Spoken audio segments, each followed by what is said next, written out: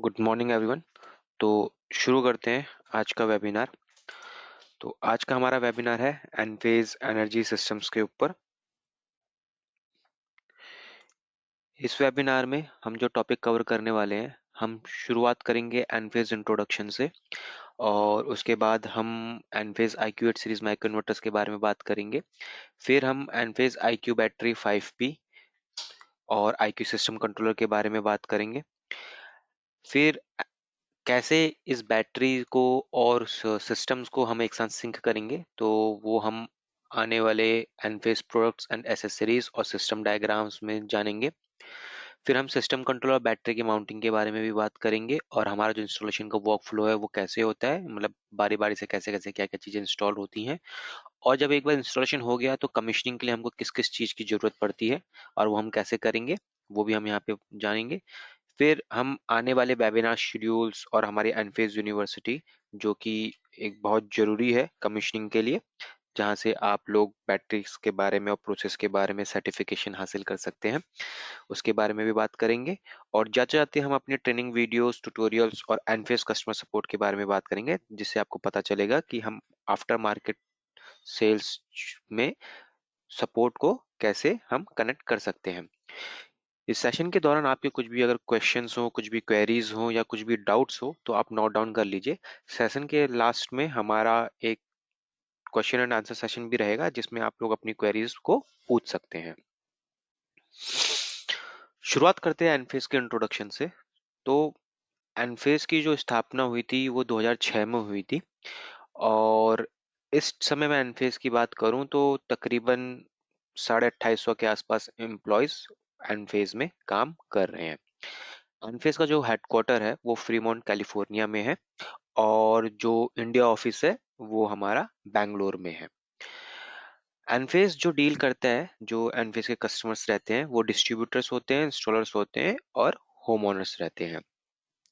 हमारा खुद का एक एनफेस इंस्टॉलर नेटवर्क है, जिसमें तकरीबन 2000 से ज़्यादा इंस्टॉलर्स हमारे साथ जुड़े हुए हैं। जैसे कि आपको पता है कि एनफेस एक माइक्रो इन्वर्टर मैन्युफैक्चर कंपनी है। तो अब तक ग्लोबली हम बात करें तो 8.5 करोड़ से भी ज़्यादा माइक्रो इन्वर्टर शिप कर चुकी है, जो कि तकरीबन 30 गीगावाट के आसपास एनर्जी बनाते हैं।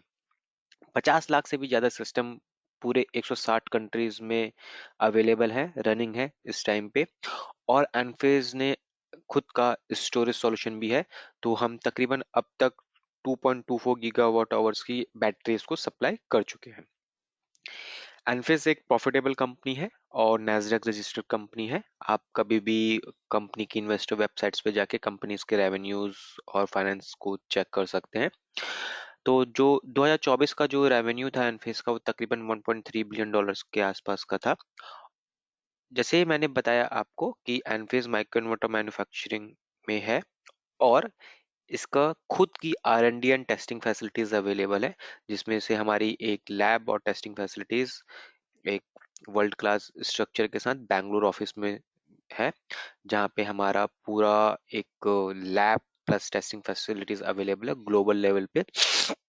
तो एनफेस के खुद के नाम पे 650 से जब भी ज्यादा पेटेंट्स इशूड है। और एक सबसे खास बात एनफेस की जो हमको काफी प्रोडक्ट से अलग बनाता है, यूनिक बनाता है, हमारा कस्टमर सपोर्ट, हमारा 24/7 कस्टमर सपोर्ट।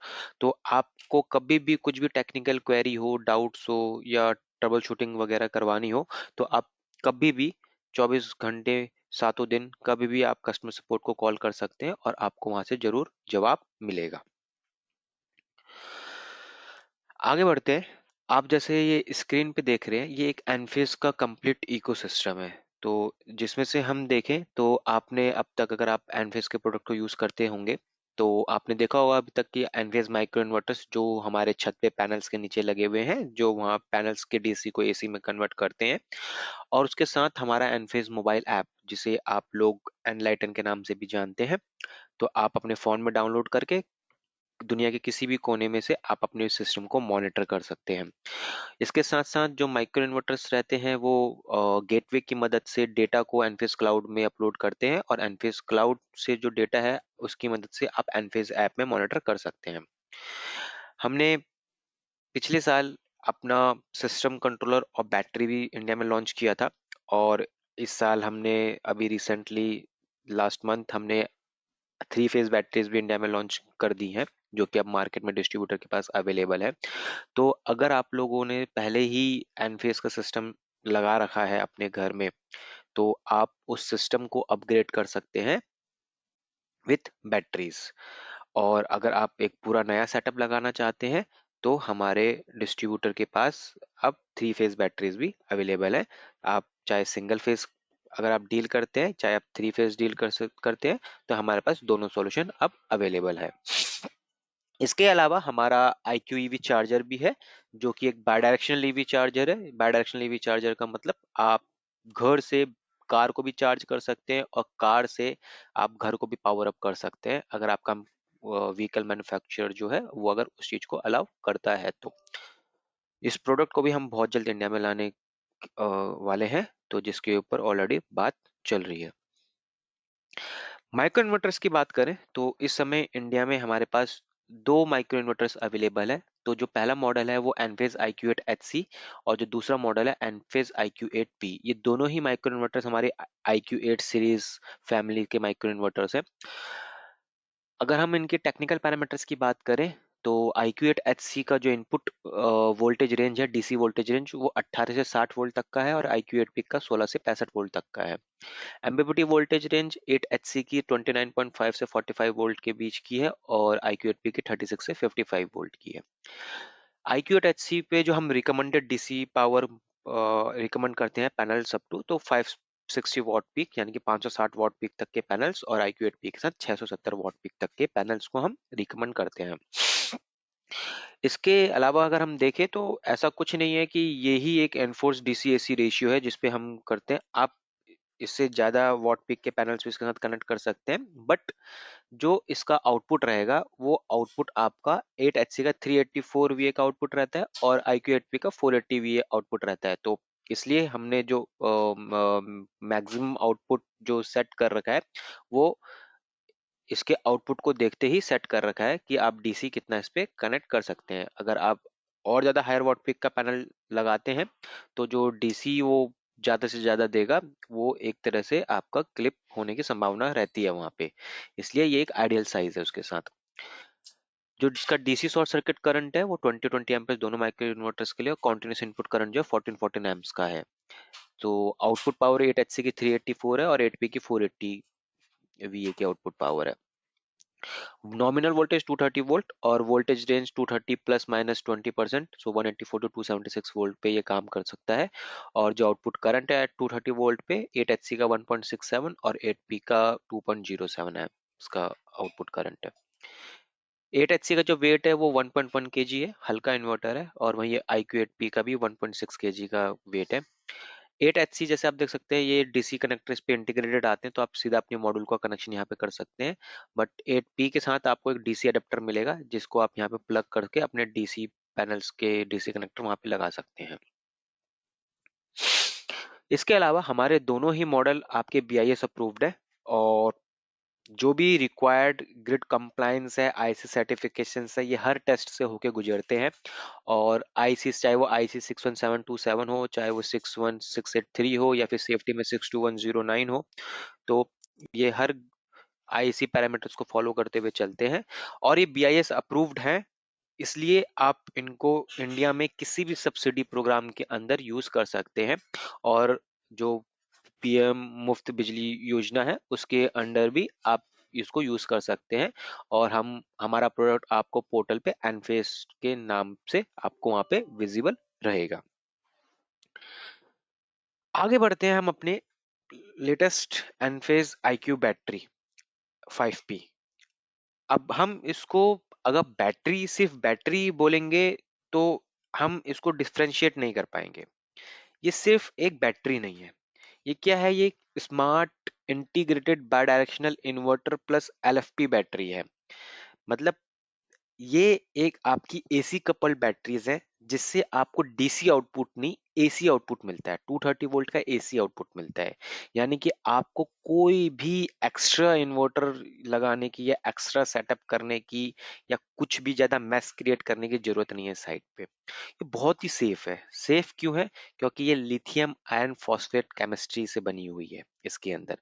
तो लिथियम आयरन फॉस्फेट केमिस्ट्री जो होती है वो इंडस्ट्री में मैक्सिमम सेफ्टी और लॉन्जिविटी के लिए यूज की जाती है। यानी कि लंबे समय तक चले और सेफेस्ट तरीके से चले। बहुत ही लो वोल्टेज डीसी के ऊपर ऑपरेट करती है। तो एनफेस का हमेशा से सेफ्टी के प्रति बहुत ज्यादा कंसर्न रहता है। तो आप माइक्रो इन्वर्टर्स में भी देखेंगे तो जो हाई वोल्टेज डीसी है हम उसको अवॉइड करते हैं रूफ के ऊपर। जैसे कि जो नॉर्मल ट्रेडिशनल स्ट्रिंग इन्वर्टर के साथ होता है 500 वोल्ट का डीसी, 900 वोल्ट का डीसी, 1000 वोल्ट का डीसी। तो एनफेस उस चीज को अवॉइड करता है हमेशा। तो वहां पे जो पैनल लेवल पे डीसी है वो मॉड्यूल लेवल पे ही सिमट के रह जाता है, वही 40-45 वोल्ट का जो डीसी है। और सेम हमारे बैटरी के साथ भी होता है। हमारे बैटरी में भी 80 वोल्ट से कम डीसी रहता है जो कि इनएक्सेसिबल है। आप उस डीसी को एक्सेस नहीं कर सकते। जो आपको आउटपुट पावर मिलने वाली है वो 230 वोल्ट एसी ही आउटपुट पावर मिलने वाली है यहाँ से। सॉल्यूशन बहुत ही रिलायबल है। IP55 है, आउटडोर रेटेड है, यानी कि आप इसको खुले में भी लगा सकते हैं, लेकिन डायरेक्ट रेन और सनलाइट से आपको उसको बचाना है। तो ऊपर आप इसके एक शेड बना सकते हैं जिससे कि ये पानी से धूप से बच के रहे। कोई भी सिंगल पॉइंट ऑफ फेलियर नहीं है। अगेन एनफेस का जो एक दूसरा मोटा हमेशा रहा है अपने होम ओनर्स और इंस्टॉलर्स के एक्सपीरियंस को और ज्यादा सुखद बनाने के लिए, इसमें कोई भी सिंगल पॉइंट ऑफ फेलियर नहीं रहता। यानी कि ऐसे कुछ नहीं है कि कोई सिंगल पार्ट फेल हो गया तो पूरा सिस्टम बंद हो गया। बैटरी जो है 6 बाय डायरेक्शनल माइक्रो इन्वर्टर्स के साथ आती है। हर माइक्रो इन्वर्टर अपने आप में 640 वीए का आउटपुट देने में समर्थ है। तो 640 मल्टीप्लाई बाय 6 आप जब करते हैं तो आपको एक आउटपुट पावर मिलता है 3.84 केवीए का। अगर एक भी माइक्रो इन्वर्टर अगर आपका काम नहीं कर रहा है तो इसका मतलब ये नहीं कि आपकी 100% बैटरी डेड हो जाएगी। यहाँ पे आपके बाकी के बचे हुए 5 माइक्रो इन्वर्टर काम करते रहेंगे। केवल आपका जो 640 वीए का आउटपुट है वही अफेक्ट होने वाला है। यानी कि आपकी बैटरी कभी भी एकदम से पूरी बंद नहीं होगी अगर कुछ भी ऐसा सिनेरियो होता है तो। पैसिव कूलिंग सिस्टम के साथ आती है। कोई भी नॉइस नहीं है, बहुत ही साइलेंट ऑपरेशन है। ऐसा नहीं है कि फैन चलेगा तो टेम्परेचर बढ़ेगा तो फैन तेज नॉइस करना शुरू कर देगा, तेज स्पीड में चलेगा। नहीं, ठंडी है बैटरी तो कम स्पीड में चलेगा। और इसमें मेंटेनेंस की भी कोई सरदर्दी नहीं है कि फैन के डस्ट को साफ करते रहना है, उसकी जाली निकाल के उसको हमेशा डस्ट फ्री रखना है, या रेगुलर मेंटेनेंस वगैरह कुछ चाहिए। ठीक है, वो सरदर्दी भी नहीं है इसके साथ। और वारंटी की अगर बात करें तो इंडस्ट्री में सबसे ज्यादा 15 साल की वारंटी या फिर 6,000 साइकिल। और 6,000 साइकिल भी कुछ ऐसी कि आपकी एक कंप्लीट चार्ज और डिस्चार्ज साइकिल। और ये एक ऐसी चीज है कि आपने कभी देखा होगा, आप कहेंगे कि 6,000 साइकिल्स को हम कैसे करके ट्रैक कर सकते हैं, हमारे पास तो कोई ऑप्शन ही नहीं है। बट एनफेज आपको प्रोवाइड करता है। आपकी ऐप में, होम ओनर ऐप में आप ट्रैक कर सकते हैं कि आपकी बैटरी ने कितनी साइकिल डिस्चार्ज कर दी है। हर साइकिल का वहां पे काउंट रहता है।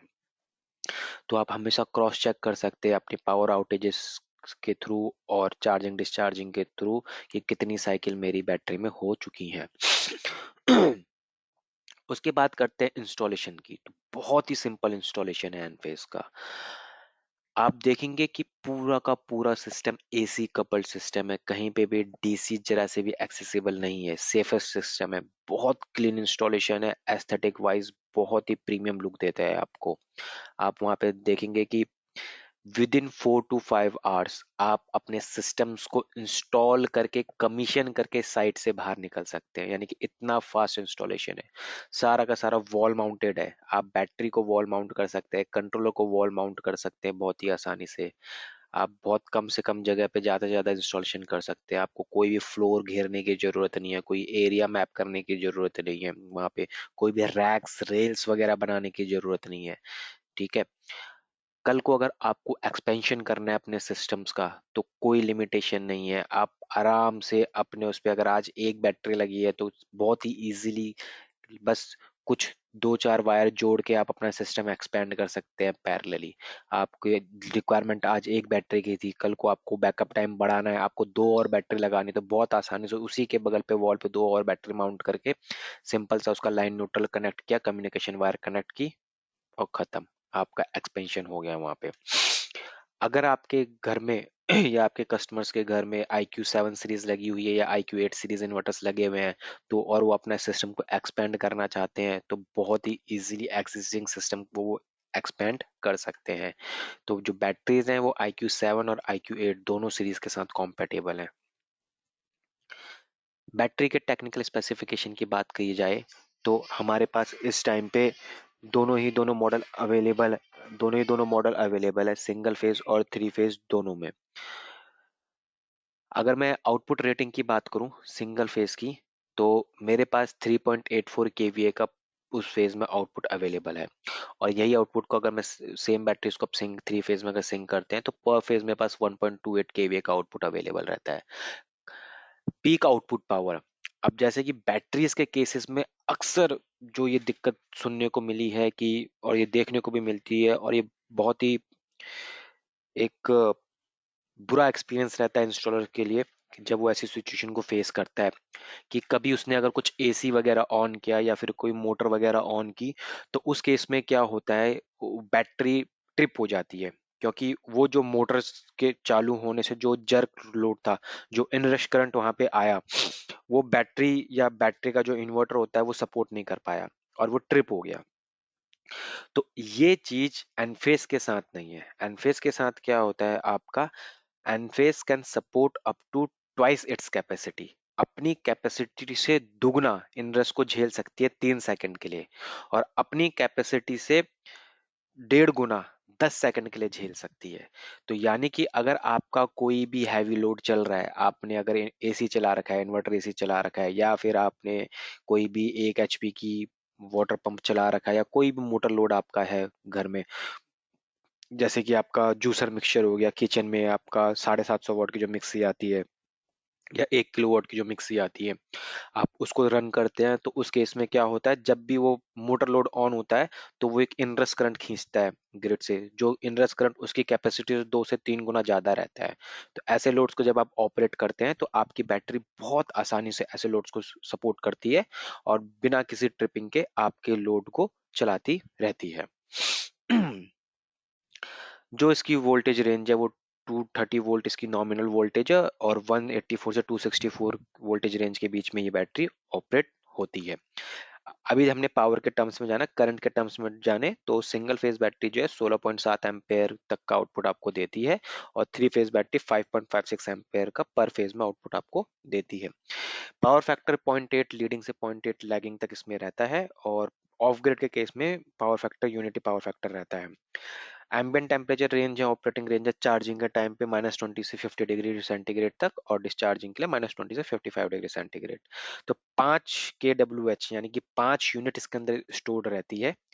तो ये 5 kWh की बैटरी है, और जो इसकी राउंड ट्रिप एफिशिएंसी है 96% की राउंड ट्रिप एफिशिएंसी है डीसी।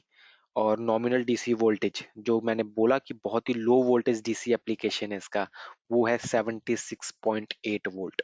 और ये डीसी भी आपको इनएक्सेसिबल है, आप इस डीसी को एक्सेस नहीं कर सकते किसी भी केस में। लिथियम आयरन फॉस्फेट है, LFP है, आउटडोर IP55 है, और जो टोटल वेट बैटरी का है विथ बैटरी, उसका back plate, all everything, total accessories जो लगेंगी वॉल पे, तो वॉल पे जो बियरिंग वेट आएगा वो आपका तकरीबन 83 kg के आसपास का वेट आता है। ये बैटरी का इनसाइड व्यू है। आप यहाँ देखेंगे, जैसे मैंने बोला था बैटरीज, तो जो ये बेस है, ये नीचे इसमें आपके LFP सेल्स हैं, LFP बैटरीज हैं। ये इसके बाय डायरेक्शनल माइक्रो इन्वर्टर हैं, IQ8D बैट मॉडल, 3 इस तरफ 3 दूसरी तरफ। ये इसका डीसी स्विच है, ऑन ऑफ स्विच है, और ये इसका वायरिंग कवर है। आपको जब भी वायरिंग करनी होगी इस कवर को आप ओपन करेंगे, और ये केबल कंड्यूट एंट्री है, यानी कि यहाँ पे आप ड्रिल करके, आप आपके पास ये ऑप्शन अवेलेबल है, आप चाहे इसके साइड से ड्रिल करके केबल को आप इसके अंदर ले जाएं, चाहे इसके बैक साइड से ड्रिल करके केबल को अंदर ले जाए। तो कई जगह ऐसा होता है कि कस्टमर नहीं चाहता कि उसकी कोई भी पाइप या कोई भी वायर वॉल पे नजर आए, तो आप उस टाइम पे क्या कर सकते हैं, आप इलेक्ट्रिशियन की हेल्प से आप वॉल के अंदर से पाइप को ले जाके वायर को लेके जा सकते हैं और बैटरी के बैक साइड से एंट्री कर सकते हैं, ताकि वॉल पे सामने से आपको कुछ भी विजिबल ना रहे। तो ये ऑप्शन आपको यहाँ पे मिलता है। अगर आप सिंगल फेज बैटरी यूज करते हैं तो सिंगल फेज बैटरी में आप अगर वायरिंग देखेंगे तो कितना आसान है। आप इस जब वायरिंग कवर को आप हटाएंगे तो आप यहाँ पे देखेंगे कि आपके पास सामने लाइन, न्यूट्रल, अर्थिंग और कम्युनिकेशन केबल, ये 4 टर्मिनल्स अवेलेबल हैं। आपको बस लाइन की जगह लाइन वायर कनेक्ट करनी है, न्यूट्रल की जगह न्यूट्रल, अर्थिंग की जगह अर्थिंग और कम्युनिकेशन पीसीबी पे आपको कंट्रोल केबल कनेक्ट करनी है। आप यहाँ पे कनेक्ट करेंगे, आपका कनेक्शन हो गया, बस इतना सिंपल। और वहीं पे अगर आप फ्लेक्स फेज बैटरी लेते हैं तो फ्लेक्स फेज बैटरी को आप ओपन करेंगे तो कुछ सिमिलर ही रहता है आपके वहां पे। तो कुछ ऐसा वो अंदर से देखने को मिलता है आपको। और जब आप देखेंगे तो आपके पास यहाँ पे टर्मिनल्स में ऑलरेडी सामने L1, न्यूट्रल और अर्थिंग, तीनों टर्मिनल यहाँ पे अवेलेबल है। तो तीनों में आप क्या करेंगे, ये आपका शॉर्टिंग लिंक होता है। अगर आप फ्लेक्स फेज को सिंगल फेज में यूटिलाइज करना चाहते हैं तो ये शॉर्टिंग लिंक को आप एज इट इज रहने देंगे, और अगर आप थ्री फेज में यूज करना चाहते हैं तो ये लिंक निकल जाएगा। तो यहाँ पे आप में L1 में आपकी लाइन वायर कनेक्ट होगी और न्यूट्रल और अर्थ पे आपकी अर्थ और फेज वायर कनेक्ट होगी। और ये आपकी कम्युनिकेशन पीसीबी है, यहाँ पे आपके कंट्रोल केबल कनेक्ट हो जाएगी, सेम जैसे सिंगल फेज बैटरी में था, सेम आप फ्लेक्स फेज बैटरीज के भी कनेक्शंस रहते हैं आपके। अगर आपको यही बैटरी को थ्री फेज में यूटिलाइज करना है तो आप इसका शॉर्टिंग लिंक निकालेंगे। आप सामने से देखेंगे आपको L1, L2, L3 neutral earthing terminals visible हो जाएंगे। तो यहाँ से आप अपनी थ्री फेज वायरिंग सिस्टम को कनेक्ट कर सकते हैं। तो बहुत ही सिंपल है, आपको कोई भी ज्यादा, और यहाँ पे सारा का सारा जो है एसी है। तो जो आप डीसी जब कपल्ड सिस्टम के साथ जाते हैं, जब आप डीसी पावर बैंक बनाते हैं तो वहां पे जो करंट आपका आता है 20 एम्पेयर, 60 एम्पेयर, 120 एम्पेयर, उसके बाद 200, अलग अलग मतलब करंट बढ़ जैसे जैसे आपका बैटरी बैंक का साइज बढ़ता रहेगा आपका करंट बढ़ता रहेगा। तो आपकी जो हैवी हैवी केबल्स बढ़ती रहती हैं, कहीं पे आपकी 25 की केबल आ रही है, कहीं पे आपकी 50 की आ रही है, कहीं पे आपकी 70 75 की केबल वहां पे आ रही है, 95 की केबल आ रही है, क्योंकि करंट आपका वहां पे बढ़ जा रहा है। तो यहाँ पे आपके पास वो सरदर्दी नहीं है, क्योंकि ये एसी है। यहाँ पे आपके नॉर्मल एसी केबल में, यहाँ पे आपके normal 4 square mm 6 square mm cable, as per your load, as per your battery output आप उसको यूज कर सकते हैं। इसके बाद बैटरी के साथ जो दूसरा कंपोनेंट लगता है IQ सिस्टम कंट्रोलर। तो जैसा इसका नाम है system controller, so this is the integrated micro interconnect device, MID device है। यानी कि ये क्या करता है, आपके लाइट जाने के केस में आपका जो कंप्लीट एक घर है, घर पे एक छोटी सी माइक्रो ग्रिड बना देता है। आपकी बैटरी प्लस आपके सोलर के साथ मिलके पावर कट के टाइम पे उन दोनों के साथ मिलके एक माइक्रो ग्रिड बना देता है, जिससे कि आपका घर स्मूथली चलता रहता है। जब भी लाइट जाएगी अपने आप ये पावर कट डिटेक्ट करता है, और जो ट्रांजिशन है वो बहुत स्मूथ ट्रांजिशन है, लेस देन 120 मिली सेकेंड का। अब इसमें क्या है, जो बैटरी और कंट्रोलर के बीच का कम्युनिकेशन है वो आपका कंट्रोल वायर से होता है। तो वो कैन केबल्स रहती हैं, स्पेशली केबल्स हैं जो कि आपके फास्ट कम्युनिकेशन करती हैं बैटरी और कंट्रोलर के बीच में। तो वहाँ पे कोई भी वायरलेस कम्युनिकेशन नहीं है। कमीशनिंग और इंस्टॉलेशन बहुत ही ज़्यादा आसान है, और मॉनिटरिंग के लिए इसके अंदर इनबिल्ट इसका गेटवे लगा हुआ है। और तो और ये 5 साल के इंटीग्रेटेड सेल मॉडेम के साथ आती है, जिसमें 5 साल का रिचार्ज ऑलरेडी हुआ पड़ा है। तो वो रिचार्ज किस चीज़ के लिए है, वो सेल मॉडेम किस चीज़ के लिए है, यदि आपका कभी इंटरनेट कनेक्शन बंद हो जाता है या कुछ टाइम के लिए आपका वो इंटरनेट कनेक्शन में कुछ दिक्कत आ जाती है आपका जो इंटरनेट सर्विस प्रोवाइडर उसकी तरफ से, तो वो सेल मॉडेम आपकी कंट्रोलर से डेटा को हमेशा पोर्टल पे भेजता रहता है। वो एक टेम्पररी इंटरनेट आपको प्रोवाइड कर देता है उस केस में।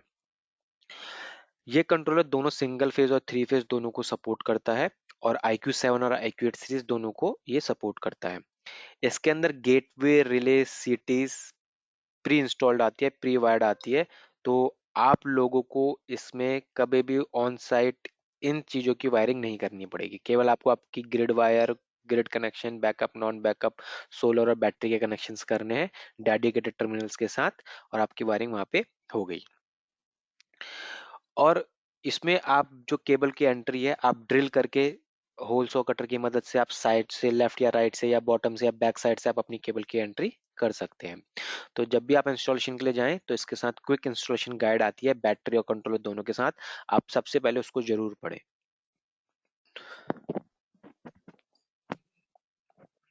अब मैं सिस्टम कंट्रोलर के टेक्निकल स्पेसिफिकेशन की बात करूं तो nominal voltage range same 230 volt to 184 to 264 range है इसकी। Feed in type 3 phase single phase दोनों को सपोर्ट करता है। और बैकअप में आपका ये सिंगल फेज और 3 फेज दोनों सपोर्ट करता है।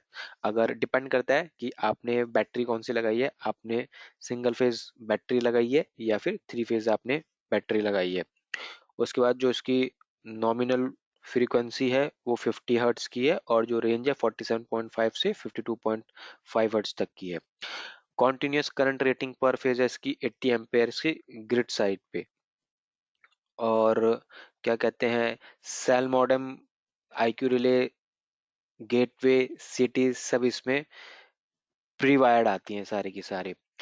और जो ट्रांजिशन टाइम है वो लेस देन 120 मिली सेकेंड है। IP55 इनक्लोजर आता है आउटडोर रेटेड, जिसको आप लगा सकते हैं बाहर, लेकिन डायरेक्ट धूप और बारिश से आपको बचाना है अंडर शेड। वेट जो है इसका तकरीबन 15 किलो के आसपास का वेट है, तो हल्का रहता है, तो इजी टू माउंट है।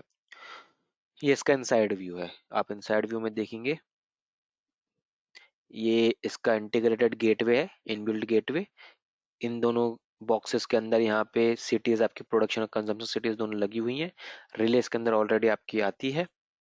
ये यहाँ पे आपके grid backup non backup terminals हैं यहाँ पे सारे के सारे। और ये आपके बैटरी के टर्मिनल्स और पीवी के टर्मिनल्स आ गए यहाँ पे आपके। ये आपका लोड शेडिंग टर्मिनल्स हैं, ये रैपिड शटडाउन स्विच टर्मिनल्स, ये कंट्रोल केबल टर्मिनल्स, ये अर्थिंग बस बार, ये न्यूट्रल बस बार और ये मैनुअल ओवरराइड स्विच यहाँ पे आपके पास आता है। एक बार आप इसको करेंगे, इसका अगर डेट कवर लगा देते तो आपका यहाँ पे सेल मॉडेम यहाँ पे आपका आता है, दिखता है आपको सामने, जो वहाँ पे पहले से लगा हुआ रहता है आपका। अगर आप पीवी ओनली सिस्टम लगा रहे हैं तो पीवी ओनली सिस्टम में जिसमें स्टोरेज नहीं है आपका, तो आपके माइक्रो इन्वर्टर्स रहते हैं, आपका गेटवे अलग से आता है, सीटीज अलग से आती हैं, आपकी क्यू केबल्स हैं जो आपके इन्वर्टर से एसी आउटपुट कलेक्ट करती है। रिले आपकी वोल्टेज फ्लक्चुएशन स्केल से है, जिस जिस जो आपको वोल्टेज फ्लक्चुएशन से बचाता है आपके माइक्रो इन्वर्टर्स को। डिस्कनेक्ट टूल आपके क्यू केबल्स को माइक्रो इन्वर्टर से हटाने के काम आती है। टर्मिनेटर कैप क्यू केबल के लास्ट में लगती हैं।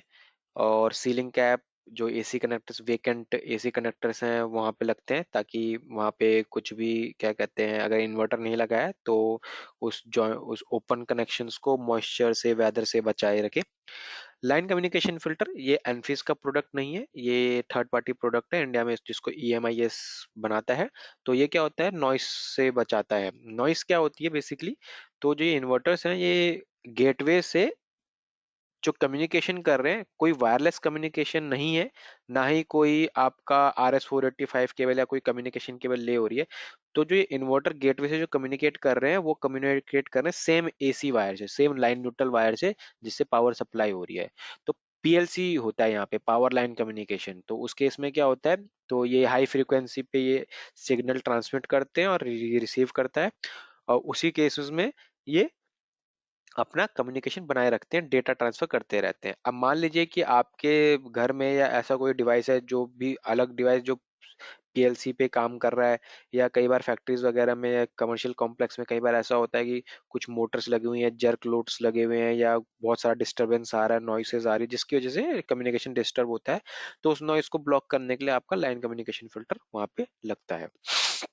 या आपका एक ही छत पे या आसपास एक से ज्यादा सिस्टम्स लग रहे हैं एनफेस के, तो वहां पे एक गेटवे दूसरे गेटवे से कम्युनिकेट ना करे, इसलिए वहां पे क्रॉस टॉक को रोकने के लिए भी लाइन फिल्टर रिकमेंड किया जाता है। वहीं हम आगे बढ़ते हैं। अगर आप एनफेस प्रोडक्ट्स एंड एसेसरीज देखें पीवी प्लस स्टोरेज सिस्टम्स के लिए, तो आपको वहां पे एनफेस के माइक्रो इन्वर्टर्स चाहिए, IQ बैटरी 5P चाहिए, आपको सिस्टम कंट्रोलर चाहिए होता है। फिर ये बैटरी लिफ्टिंग हैंडल है, ये वन टाइम परचेज है, जो आपकी बैटरी को उठाने में मदद करता है वॉल माउंटिंग के टाइम पे। अगर आपको फ्लोर पे माउंट करना है तो फ्लोर ब्रैकेट भी अवेलेबल है। ये IQ डिस्कनेक्ट टूल है, जो आपका सेम क्यू केबल को इन्वर्टर से हटाता है। केबल टर्मिनेटर है, जो क्यू केबल के लास्ट में लगता है। सीलिंग कैप जो ओपन कनेक्टर में रहती है, क्यू केबल्स इन्वर्टर को कनेक्ट करने के लिए। तो ये PV प्लस स्टोरेज की एसेसरीज है।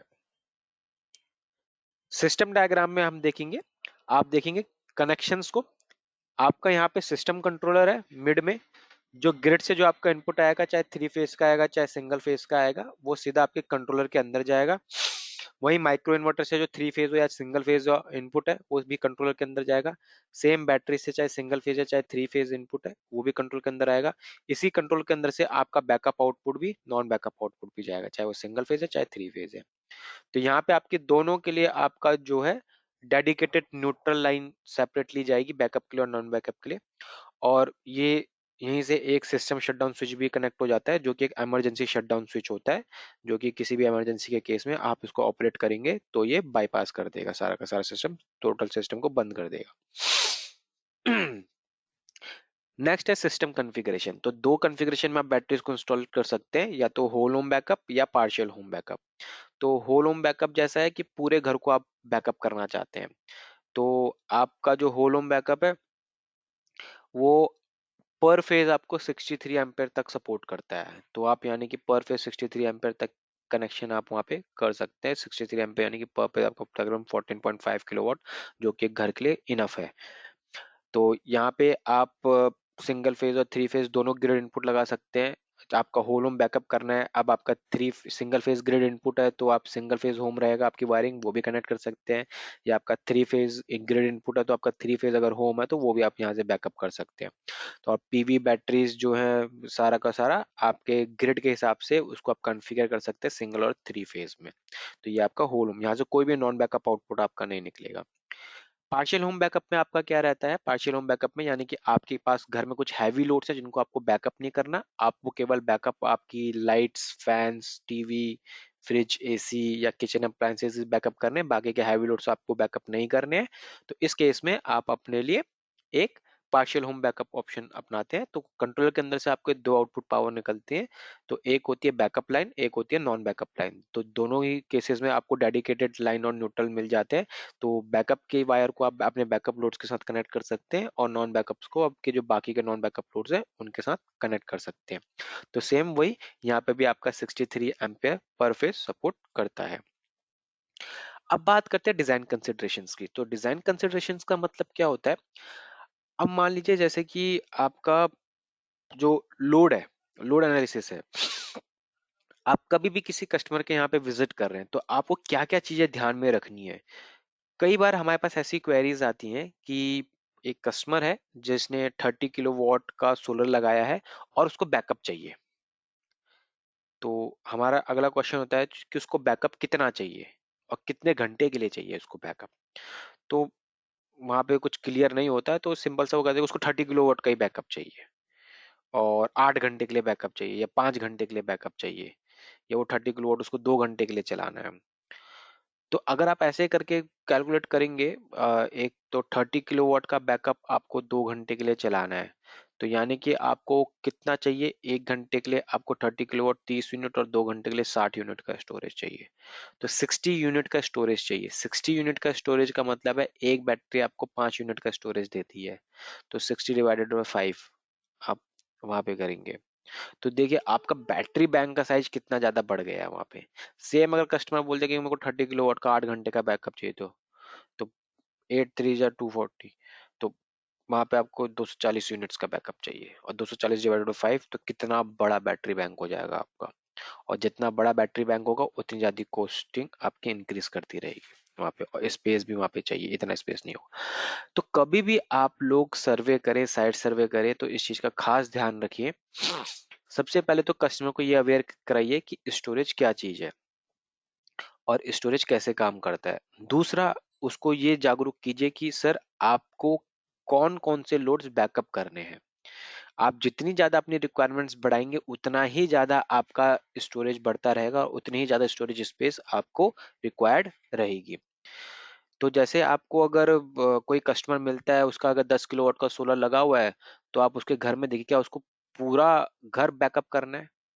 आप उसको कंडीशन से अवेयर कराइए। अगर वो कहता है नहीं नहीं पूरा घर तो बैकअप नहीं करना, मेरे को केवल लाइटनिंग लोड्स बैकअप करने हैं और मेरे को एक एसी बैकअप करना है, तो ठीक है, तो आप देखिए कि कितने लाइट्स है, कितने फैंस है, कितने बल्ब्स हैं, कौन सा इक्विपमेंट्स कितने घंटे चलेगा, कितनी पावर कंजम्पशन होगी, और इनरस करंट कितना है। तो ये एक डिटेल्ड स्टडी आप लोग की, तो यानी कि इंस्टॉलेशन से पहले सर्वे के टाइम आप जितना डिटेल स्टडी करेंगे तो उतना ही बेटर एक सॉल्यूशन आप अपने होम ओनर को प्रोवाइड करवा सकते हैं। मान लीजिए अगर आपने स्टार्टिंग के टाइम में ही केवल लाइटनिंग लोड की कैलकुलेशन करके वो किया, और कल को कस्टमर ने एसी उस पे रन कर दिया, लेकिन आपका बैटरी कैपेबल नहीं है इतनी पावर झेलने के लिए, तो ट्रिप मार जाएगा। लेकिन कस्टमर ने स्टार्टिंग में ही बताया कि मेरा एक 1.5 टन का एसी है, मुझे वो बैकअप करना है, और मेरे पास ऐसे दो एसी है, दो रूमों में, दोनों को मेरे को एक साथ चलाना है, तो हम उसके हिसाब से उसको बैकअप साइज उसको दे सकते हैं। और वो बोले कि ये 2 1.5 टन के एसी मेरे को 2 2 घंटे के लिए बैकअप करने हैं, 2 2 घंटे तक रन करने हैं, इतना मेरे को बैकअप चाहिए, तो हम accordingly battery size bank size decide करके उसको देंगे। लेकिन कब उसने स्टार्टिंग सर्वे में ये चीज नहीं बताई हमको, और उसने कहा, तो जब तक उसने एक एसी चलाया तब तक तो इनफ पावर थी, वो बाकी के भी लोड्स चल रहे थे, जैसे उसने दूसरा एसी ऑन किया उतनी पावर उसको मिली नहीं, तो सिस्टम सारा कोलैप्स कर गया। तो इसलिए जितना बढ़िया सर्वे आप करेंगे उतना ही बढ़िया डिजाइन आप उसको दे सकते हैं। इसके अलावा सारा सिस्टम एसी है, तो केबल साइजिंग जो भी आपकी रहेगी वो सारी एसी के हिसाब से रहेगी, कोई डीसी साइजिंग आपको यहाँ पे नहीं करनी। तो जो एसी में फॉर्मूलेज वगैरह आपके यूज होते हैं कैलकुलेशन के लिए, सेम फॉर्मूले यहाँ पे भी यूज होंगे आपके। आपको ध्यान ये चीज का देना है, कई बार क्या करता है होम ओनर कि बैकअप के चक्कर में आप अपने बाकी के फेजेस के लोड्स भी एक फेज में शिफ्ट कर देता है। तो अभी अगर घर के अंदर मान लीजिए एक 6 स्क्वायर mm की केबल रन कर रही है तीनों फेजों पे, और लोड डिस्ट्रीब्यूटेड है, तो 6 स्क्वायर mm की केबल लोड को संभाल रही है, कोई दिक्कत नहीं है। लेकिन अचानक से उसको बैकअप के चक्कर में उसने अपने कुछ लोड्स एक फेज में शिफ्ट कर दिए, और अब उन लोड्स को अगर वो एक साथ चलाता है तो वो केबल अंडर साइज हो जाती है। तो ऐसे केसेस में क्या हो सकता है, ऐसे केसेस में उसका जो केबल है वो बर्न हो सकती है। तो इसलिए केबल साइजिंग भी बहुत ज्यादा जरूरी है वहां पे, जब भी आप बैकअप कर रहे हो। ठीक है, तो ये कुछ डिजाइन कंसिडरेशन है जो आपको ध्यान में रखना है सर्वे के टाइम पे। इसके अलावा जब आप सिस्टम को डिजाइन करते हैं, अगर आप एक सिंगल फेज का सिस्टम लगा रहे हैं और आप IQ8 सीरीज माइक्रो इन्वर्टर के साथ जाते हैं, तो IQ8 सीरीज माइक्रो इन्वर्टर के साथ क्या है, जितनी आपकी बैटरी की कैपेसिटी है उसके दुगने तक आप माइक्रो इन्वर्टर्स उसमें लगा सकते हैं, दुगनी कैपेसिटीज तक। और अगर आपका IQ7 ऑलरेडी लगा हुआ है साइड पे, तो जितने की बैटरी कैपेसिटी है उसका आप 1.5 गुना तक जा सकते हैं। फॉर एग्जाम्पल, अगर आपने एक बैटरी लगा रखी है तो एक बैटरी का आउटपुट होता है 3.84 किलोवाट का, करंट होता है 16.7 एम्पेयर का। तो 3.84, अगर IQ7 सीरीज है तो 3.84 का 1.5 गुना होता है 5.76। तो 5.76 किलोवाट तक आप यहाँ पे लगा सकते हैं, यानी कि 25 एम्पेयर तक का होगा। और जो आपका पीवी प्लस माइक्रो इन्वर्टर का बैकअप मिलेगा दिन के टाइम में 9.6 किलोवाट तक का, तो 42 एम्पेयर का बैकअप। और मैं IQ7A की बात करूँ तो मैं 15 इन्वर्टर उस फेज पे लगा सकता हूँ, यानी कि 15R पे, 15Y पे, 15B पे मैं लगा सकता हूँ, यानी कि 45 इन्वर्टर तक मैं जा सकता हूँ एक सिंगल बैटरी के साथ। लेकिन यहाँ पे देखने की बात ये है कि एक और फीचर आपको एनफिस के साथ ये मिलता है कि दिन के टाइम में क्या हुआ, जब लाइट चली जाएगी तो 3.84 किलोवाट का बैकअप बैटरी तो दे ही रही है। बैटरी के साथ साथ अगर सोलर उस टाइम पे मान लीजिए 2 किलोवाट जनरेट कर रहा है, तो 3.84 प्लस 2 किलोवाट, यानी कि आपका 5.84 किलोवाट का बैकअप आपको वहां पे मिलेगा, क्योंकि सोलर भी अपना कंट्रीब्यूट कर रहा है उस बैकअप में। तो जो सोलर और बैटरी है दोनों पैरेलली साथ में आपके वहां पे चलेंगे। ऐसा नहीं है कि अगर बैटरी ऑपरेट हो रही है तो सोलर जनरेट नहीं करेगा, या सोलर जनरेट कर रहा है तो बैटरी ऑपरेट नहीं करेगी। दोनों को पैरेलल में आप अपना लोड यूज कर सकते हैं, अगर आपका लोड ज्यादा है तो दिन के टाइम पे। वहीं अगर आपकी दो बैटरीज है, दो बैटरीज का मतलब है आपका 7.68 किलोवाट का लोड, तो 7.68 का 1.5 गुना हो गया 11.52, यानी कि आप 31 IQ7A तक जा सकते हैं उस फेज में। सेम अगर तीन बैटरीज हैं तो तीन बैटरीज का 11.52 आउटपुट पावर हो गई, और 11.52 का 1.5 गुना कितना हो गया आपका, ज्यादा रहता है, समथिंग अराउंड 16 किलोवाट रहता है, लेकिन हमारा पर फेस 14.5 किलोवाट तक ही जा सकता है, 63 एम्पेयर तक। तो मैक्सिमम 14.5 63 एम्पेयर, तो 39 माइक्रोज हम लगा सकते हैं।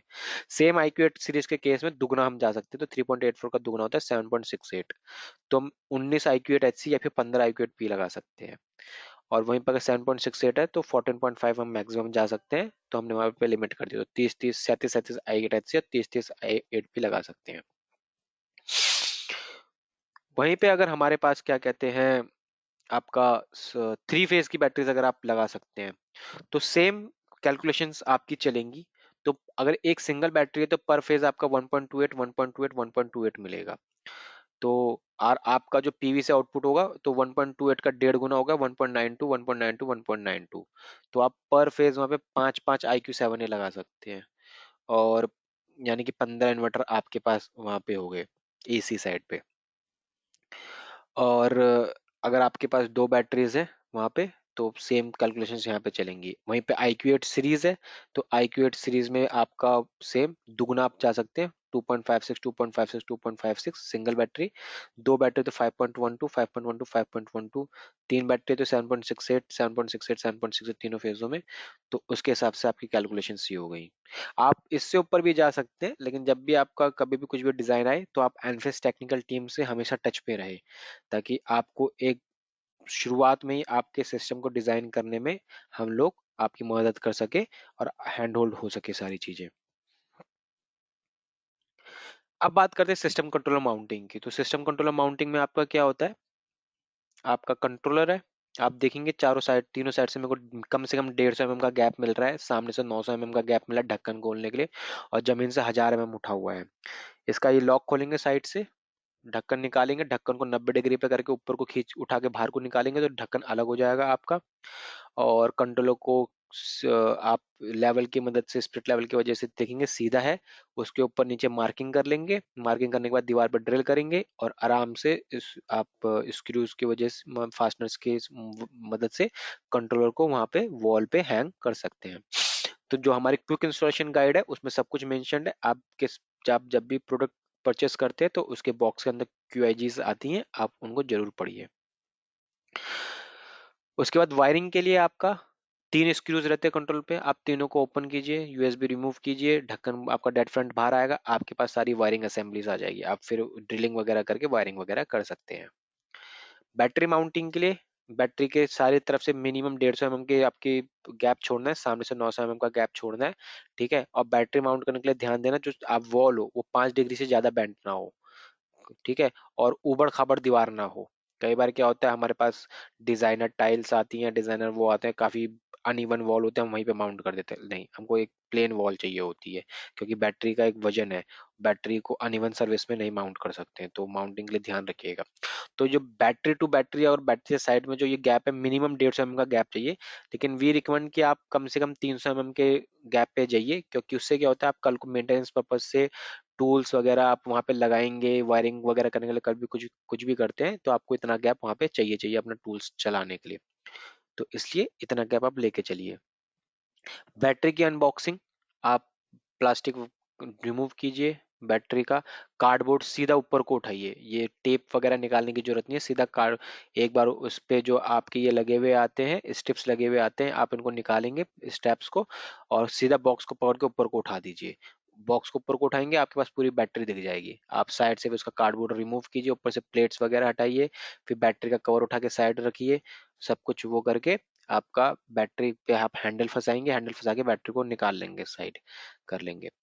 ये बैटरी की बैक प्लेट है, ये बॉटम माउंटिंग प्लेट है जिसमें सारा बैटरी का वजन बियर होता है, और ये टॉप प्लेट सपोर्टिंग प्लेट है।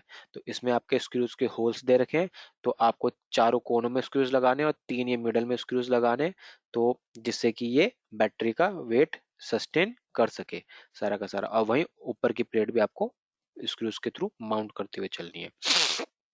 बैटरी माउंट करने से पहले आप ध्यान रखेंगे कि आपका क्या होता है, आपके साथ बैटरी के साथ एक आपका ये एक पेपर भी आता है आपका। तो उसमें क्या रहता है, आप उस पेपर को पहले वॉल पे माउंट करेंगे, उसमें आपके सारे ड्रिलिंग मार्किंग वगैरह सब कुछ रहते हैं, सारे पॉइंट्स रहते हैं, ताकि आपका मार्किंग वगैरह बहुत इजी हो जाए। लेवल करके उस पेपर को चिपका के आप अपना ड्रिल से वॉल कर लेंगे।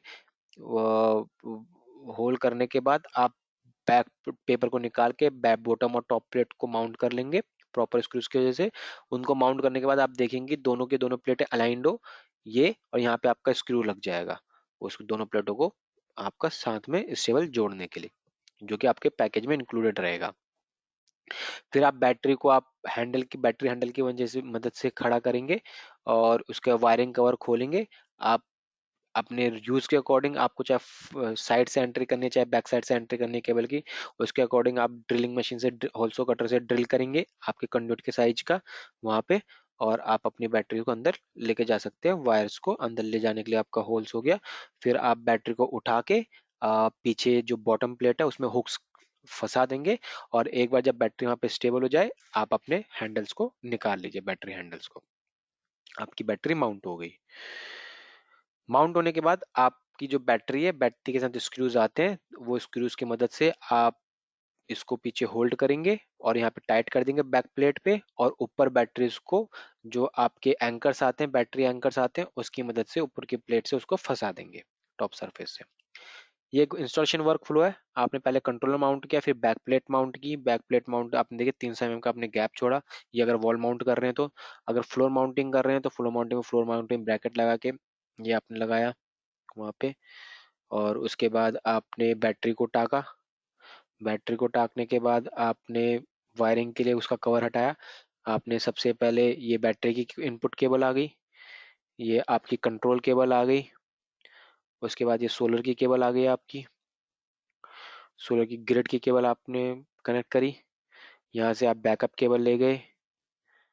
फिर बैकअप के बाद आपका नॉन बैकअप केबल से आ गई, और ये आपका सिस्टम कंट्रोल स्विच आ गया। तो हमेशा ध्यान रखिए, आप जब भी बैकअप और नॉन बैकअप लगाएं तो दोनों के लिए डेडिकेटेड आपके न्यूट्रल्स रन करेंगे, लाइन और न्यूट्रल केबल्स। और जो अर्थिंग के लिए आप वायर यूज करेंगे, battery to battery, controller to earthing, minimum 10 square mm की, सॉरी, आपकी 10 स्क्वायर mm की ही वायर आपको यूज करनी है। ठीक है, उससे ना छोटी ना बड़ी वायर उसको आपको यूज करनी है, क्योंकि आपका क्या रहेगा वहाँ पे 10 स्क्वायर mm की केबल, तो जो क्रॉस सेक्शन साइज बड़ा रहेगा तो अच्छा रहेगा। जो अर्थ फॉल्ट अगर इन फ्यूचर कभी कुछ होता है तो उतना ही अच्छा रहेगा, उतना ही जल्दी वो ग्राउंड में मिल जाएगा। उसके बाद वायरिंग होने के बाद आपका वायरिंग असेंबली कवर आ गया सारा का सारा, बैटरी का और कंट्रोलर का आउटसाइड कवर आ गया। और जब एक बार सारा आपका इंस्टॉलेशन कंप्लीट हो गया तो वॉल कुछ आपकी ऐसी नजर आएगी, कंडक्टिंग वगैरह करके। मतलब ये जस्ट एक इलस्ट्रेशन है, आपकी मर्जी आप इसको और कितने इम्प्रूव कर सकते हैं।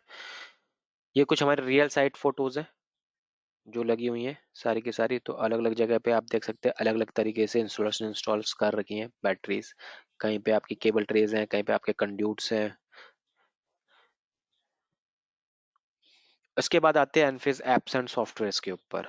तो आप अगर एनफेज में न्यू है तो आपको वन टाइम रजिस्ट्रेशन करने की जरूरत है। एनफेज के साथ आपका एनफेज अकाउंट बन जाएगा, और एक सिंगल यूजर आईडी से आप एनफेज इंस्टॉलर ऐप, एनफेज इंस्टॉलर पोर्टल या एनफेज ऐप्स को रन कर सकते हैं। तरीका बहुत ही आसान है। आप enlighten.enfage-energy.com पे विजिट करेंगे, साइन अप फॉर एनलाइटन पे क्लिक करेंगे। यहाँ पे आप चूज करेंगे I want to register new solar company with Enphase, form को फिल करेंगे। इसके बाद आपकी ईमेल आईडी पे एक वेरिफिकेशन कोड जाएगा, वेरिफिकेशन कोड डाल के आप अपना पासवर्ड क्रिएट कर सकते हैं। तो विद इन 2 मिनट्स आपका अकाउंट क्रिएट हो जाएगा। अकाउंट क्रिएट होने के बाद आपको कमीशनिंग करने के लिए एनफेज इंस्टॉलर ऐप डाउनलोड करनी है, और उससे आपको कमीशनिंग करनी है। तो ध्यान दीजिए, अगर आप बैटरी कमीशनिंग कर रहे हैं तो आपको एनफेज यूनिवर्सिटी पे बैटरी कोर्स जो अवेलेबल है उसको आपको करना रहेगा। अगर आप उस कोर्स को नहीं कंप्लीट करते, सर्टिफिकेट नहीं हासिल करते हैं, तो आपको ऐप अलाउ नहीं करेगी कमीशनिंग करने के लिए। इसके बाद हमारा एनफेज इंस्टॉलर पोर्टल है, एनलाइटन। इसमें आप सिंगल पोर्टल है, आपका सारा जितनी भी साइट्स आपने लगाई सारा डेटा को एक ही पोर्टल पे मॉनिटर करने के लिए। आपको हर चीज़ ट्रबल शूटिंग करनी है, मॉनिटरिंग करनी है, रिपोर्ट्स चाहिए वहाँ से आपको, मेंटेनेंस वगैरह चेक करनी है, सिस्टम कंट्रोल करना, तो सब आप एक ही पोर्टल से आप कर सकते हैं, और ये लाइफ टाइम फ्री पोर्टल है। और वहीं होम ओनर्स के लिए या आप लोग भी एनफेस ऐप के थ्रू सिस्टम की मॉनिटरिंग कर सकते हैं। तो मोबाइल बेस्ड एप्लीकेशंस हैं, यूजर इंटरफेस आप देख ही सकते हैं, इसमें आप लाइव स्टेटस भी देख सकते हैं, और आपका करंटली कितना डिस्चार्ज हो रखा है, आज के दिन का कंजम्पशन देख सकते हैं। ये ग्राफिकल रिप्रेजेंटेशन आप वहाँ पे देख सकते हैं, मॉड्यूल वाइज मॉनिटरिंग भी आप कर सकते हैं। इसमें ऐप्स में एक बहुत ही स्मार्ट फीचर आता है, आप अपनी बैटरीज के मोड को कंट्रोल कर सकते हैं, यानी कि होम और अपनी बैटरी के मोड्स को कंट्रोल कर सकता है। अब उसकी मर्जी है, वो चाहे सेल्फ कंजम्पशन में चलाए, चाहे फुल बैकअप पे चलाए, चाहे सेविंग्स मोड पे चलाए। अब तीनों मोड क्या होते हैं? सेल्फ कंजम्पशन में क्या होता है, यानी कि कस्टमर अगर सेल्फ कंजम्पशन मोड सेलेक्ट करता है तो उस केस में क्या होगा उसकी ग्रिड की डिपेंडेंसी कम हो जाएगी, यानी कि ये उस केसेस के लिए जब टाइम ऑफ डे टैरिफ आएगा, ठीक है। या फिर कुछ प्राइवेट विला सोसाइटीज है जहां पे क्या होता है, इंपोर्ट टैरिफ बहुत ज्यादा हाई होता है as compared to battery. Input tariff ही बहुत ज़्यादा हाई पड़ रहा है कस्टमर को। तो उस केस में क्या होता है, वो उसमें सेट कर सकता है सेल्फ कंजम्पशन मोड। तो उस केस में क्या होता है, ग्रिड पे डिपेंडेंसी कम हो जाएगी। जो होम लोड चलेगा वो बैटरी प्लस सोलर से चलेगा। वहीं पे फुल बैकअप होता है हमारा नॉर्मल जो बैकअप काम करता है, यानी कि जब लाइट जाए तो उसी केस में बैटरी डिस्चार्ज हो, नहीं तो जो लोड चले वो सोलर और ग्रिड से ही चलता रहे। सेविंग्स मोड में क्या होता है, अ, कभी टाइम ऑफ डे टैरिफ होता है, या जो यूएस है या यूरोप मार्केट्स हैं वहाँ पे ये फीचर ज़्यादा यूटिलाइज होता है, क्योंकि वहाँ पे क्या है, ग्रिड यूटिलिटी रेट्स अलग अलग टाइम पे टाइम के हिसाब से रेट्स अप डाउन होते रहते हैं। तो ऐसे केस में कि मान लीजिए आपको इंपोर्ट करने से ज़्यादा एक्सपोर्ट करने पे ज़्यादा बेनिफिट हो रहा है, तो आप क्या करेंगे, आपका घर जो है, आपका बैटरी से घर ऑपरेट होता रहेगा, और जो सोलर जो जनरेट कर रहा है उसको वो एक्सपोर्ट करता रहेगा, ताकि हमको एक्सपोर्ट का बेनिफिट मिले। और जब यूटिलिटी रेट सस्ती हो तो उस टाइम पे आप इंपोर्ट करके अपनी बैटरीज को चार्ज कर सकते हैं। तो ये फीचर भी अवेलेबल है इसमें। इसके बाद हमारा एनफेज वीकली वेबिनार प्लान, तो जैसा एक वेबिनार आ जाए ऐसे हम हर हफ्ते हर फ्राइडे को 11 से 12:30 वेबिनार कंडक्ट कराते रहते हैं।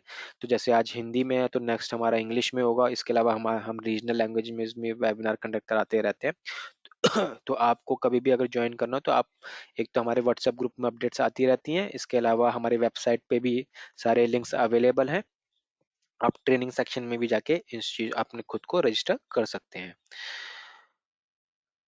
फिर आते हैं हम एनफेस यूनिवर्सिटी के ऊपर। तो we do have a university also, जहाँ पे आप वेबसाइट पे लॉगिन करके अपने एनफेस अकाउंट से लॉगिन करके आप सर्टिफिकेशन कोर्स कर सकते हैं। तो अभी हमारे उसमें लेटेस्ट बैटरीज के ऊपर सर्टिफिकेशन कोर्स अवेलेबल है। आप जाइए उन कोर्सेज को अटेंड कीजिए और सर्टिफिकेट को हासिल कीजिए। एक बार जब आप उस कोर्स को करते हैं तो उसके बाद ही आपको अलाउ करता है कमीशनिंग के लिए टूल किट ऐप। अगर आप कमीशनिंग से पहले इस कोर्स को नहीं करेंगे तो आप अपने सिस्टम को कमीशन भी नहीं कर पाएंगे। तो ये दोनों के दोनों मैंडेटरी कोर्सेज हैं आपके वहाँ पे। इसके अलावा हमारे एनफेज यूट्यूब पेज भी है, एनफेज एनर्जी के नाम से या एनफेज इंडिया के नाम से भी, जिसमें आप विजिट करके हमारे ट्रबल शूटिंग वीडियोस अपलोडेड हैं, उसमें इंट्रोडक्शन वीडियोस अपलोडेड हैं, मार्केटिंग वीडियोस भी हैं जिसको आप जाके देख सकते हैं। आप एनफेस के साथ जुड़ के और ज़्यादा चीज़ें सीख सकते हैं इन वीडियोस के माध्यम से। और लास्ट में हमारा एनफेस कस्टमर सपोर्ट 24/7 अवेलेबल है, और टोल फ्री नंबर है 1800 309 3765। आप चाहे तो हमें कॉल कर सकते हैं, चाहे ईमेल कर सकते हैं, और चाहे हमसे लाइव चैट कर सकते हैं ऐप के थ्रू। और अगर आपको सोलर से रिलेटेड कुछ भी क्वेरीज हैं, टेक्निकल क्वेरीज हैं, आपका इन्वर्टर काम नहीं कर रहा है या ऐसा कुछ हो रहा है, तो मैं आपसे रिकमेंड करूंगा कि आप जो कॉल करें वो दिन के टाइम ही कॉल करें, क्योंकि दिन के टाइम में आपका इन्वर्टर जो है वो ऑन रहेगा। इन्वर्टर ऑन रहेगा तो जो ट्रबल शूटिंग करना है वो हमारे लिए ज़्यादा आसान हो जाएगी। अगर तो इसके अलावा हमारा जो है warranty and labour reimbursement programme भी चलता रहता है। तो उस केस में क्या होता है हमारा, अगर आपने एनफेस का प्रोडक्ट यूज किया और इंस्टॉल किया एंड लगाने के विद इन 2 इयर्स के अंदर उसका रिप्लेसमेंट होता है, कुछ भी उसमें फॉल्ट आता है, मैन्युफैक्चरिंग डिफेक्ट होता है, कुछ भी होता है और वो रिप्लेस होता है, तो उस केस में क्या होता है, आपका एनफेस आपको एक लेबर रिम्बर्समेंट प्रोवाइड करता है 3000 रुपीज प्लस आपके 600 रुपीज पर माइक्रो इन्वर्टर। यानी कि आपके मान लीजिए 2 माइक्रो इन्वर्टर फेल हुए हैं और आरएम में हुए हैं, तो आपको टोटल 4200 का लेबर रिम्बर्समेंट मिलेगा, जिसको आप एनफेस पोर्टल पे जाके क्लेम कर सकते हैं, जिसके लिए आपको किसी से फॉलोअप करने की जरूरत नहीं है, सारा ऑटोमेटेड प्रोसेस है। तो ये सारा का सारा आप हमारे डैशबोर्ड के थ्रू ट्रैक कर सकते हैं। तो जो मैंने आपको लॉगिन करने का तरीका बताया, उसके बाद हमारे एक सर्विस मैनेजर का लिंक भी वहां पे है, आप उस पोर्टल पे जाके आप ऑटोमेटिक रिक्वेस्ट रेज करके अपनी रिक्वेस्ट को ट्रेस कर सकते हैं। लास्ट में ये हमारा व्हाट्सएप कम्युनिटी लिंक है, आप इसको स्कैन करके हमारे व्हाट्सएप कम्युनिटी से ज्वाइन हो सकते हैं, जहां आपको लेटेस्ट अपडेट अवेलेबल रहते हैं, मिलते रहते हैं। तो आप एनफेस के बारे में और ज्यादा जान सकते हैं।